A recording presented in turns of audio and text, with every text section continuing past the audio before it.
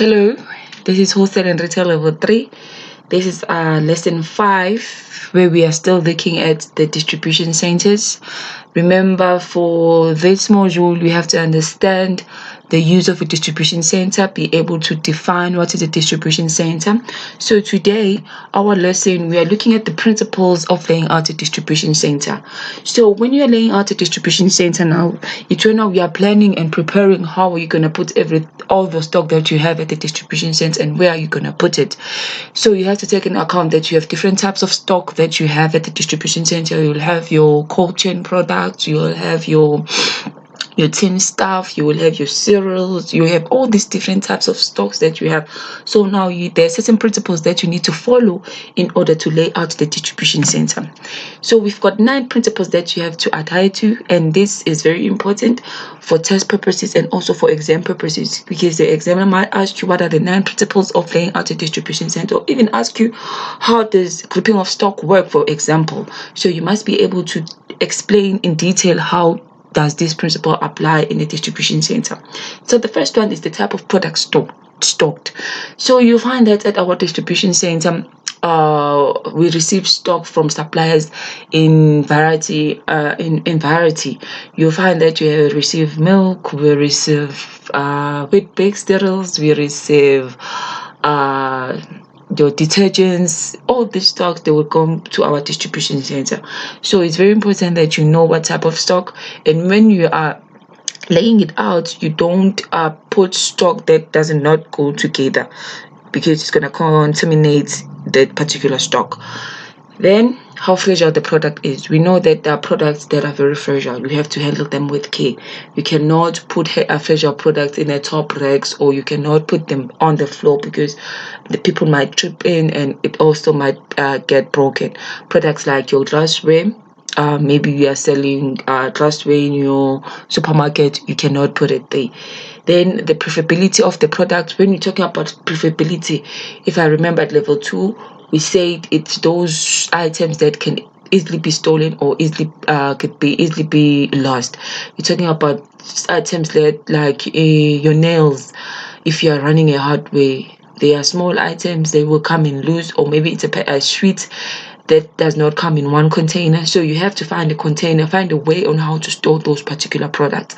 Then also another principle is the sales volume. The sales volume now, it's where you remember that at the distribution center, we are receiving our products in large quantities in pallets. So you have to decide how we're going to store it at the distribution center. Are you going to store it in those pallets, or are you going to break it into smaller quantities? Then another one is the temperature control stock. Temperature control stocks are those stock that require to stay in the room temperature. So you must make sure that your distribution center, it accommodates such stock so that it doesn't get spoiled. Then grouping of stock is now, it's more or less like in the retail store. In a retail store, you see that in our aisles, we have different types of stock. We cannot mix detergents with food. You cannot mix cold chain products with tin stuff products. So you have to put them in an appropriate avenues. So grouping of stock, if you are doing breakfast, you put cereals, milk, sugar, all those things together. It's exactly the same thing as at the distribution center. You will group your stock according to of them complementing each other. Then the pack size now comes if you have broken the stock into smaller quantities. Let's say the pallets, it was 100, then you decided to pack them in 72s. So now it affects how you're going to put them at the racks. So you cannot put large boxes into smaller boxes. So you have to take into consideration the pack sizes. Then highly computerized distribution centers. Here now you'll find that our retail stores, we're using systems that communicate with our distribution center. Whenever we are running out of certain things, when we want to place orders, it goes directly to the distribution center. So it is computerized. That information that we've received from our retail store, it goes to our distribution centers, so that the distribution center is able to prepare our orders when our retail store need it. And also the racking in the DC, when you're talking about racking now, it's more or less like shelves, but at the DC we don't call them shelves. At the store we call them shelves. It's the shelves that we have that we store our product. Then our shelves, you'll find that we will have slot numbers. So when we are talking about slot numbers, this is the number code allocated to a space in a computerized DC.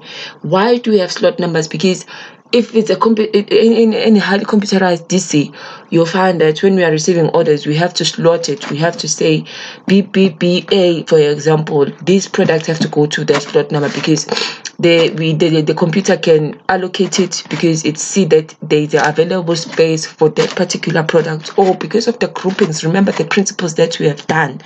The computer or the system, it will know exactly immediately when you punch a particular product which slot is supposed to go to.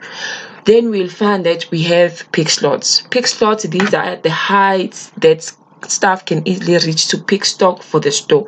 So you'll find that you won't find the pick slot there up in the sky, but then normally our pick slots are slots that are within an easy reach, so that our pickers, it becomes easier for them when they are picking the stock. Then another thing that you have to understand is slot replenishment.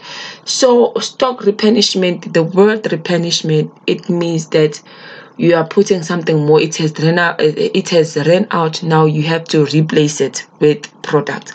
So this is a process of placing a slot with products because it has been emptied when stock was picked and can now be replaced with product that have been stored in the reserve slot. Please complete activity 1.5 in your workbook. It's all about the principles of laying out the distribution center. It's very important that you know these principles and be able to explain it for test and also for your final exam, because these principles, it gives you an idea on how your distribution center will look like. Thank you very much.